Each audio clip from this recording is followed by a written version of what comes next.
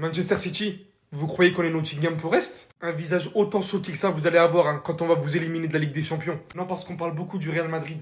Mais les deux buts que se prennent City aujourd'hui contre les 17e du classement, entre le geste incroyable de Gibbs White encadré par 3 défenseurs, suivi du tir de fou de Henderson en dehors de la surface, qui vient littéralement scotcher le gardien, nous laisse quand même croire qu'il y a des ouvertures par-ci par-là. Dans un match d'une telle importance, d'une telle envergure, où Arsenal prend ses 3 points journaliers. Donc on peut même pas dire que ce n'est pas autant important. Maintenant, j'ai qu'une chose à dire.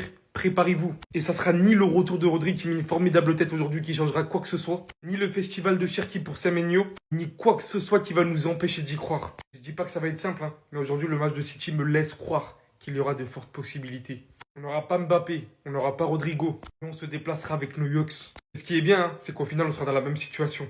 Les deux équipes vont miser sur cette putain de Ligue des Champions. Entre Arsenal qui prend l'avance en Première Ligue et de l'autre côté le Barça qui prend l'avance en Ligue 1, on va se la donner les frères. On va se la donner.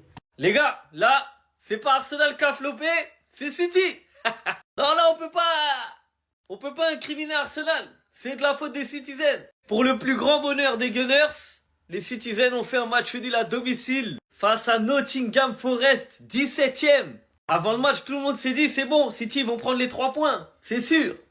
Mais bah non, la Première Ligue, la magie de la Première Ligue, toujours. Et de leur côté, Arsenal, ils ont fait le boulot. Ils ont pas fait un grand match, ils ont pas eu une domination de fou malade, mais ils ont été très efficaces. Et ça suffit pour prendre les 3 points.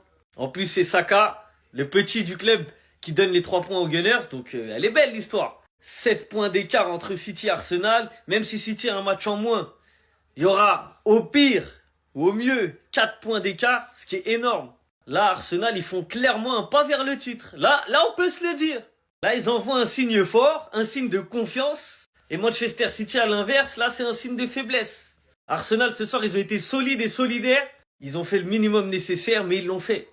Ils n'ont pas marqué sur corner, ils ont marqué sur un but dévié, mais ils l'ont fait.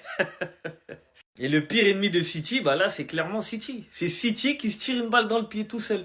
Donc les Gunners, chapeau, petit à petit, ils s'en rapprochent. Il reste 8 matchs, ils y vont.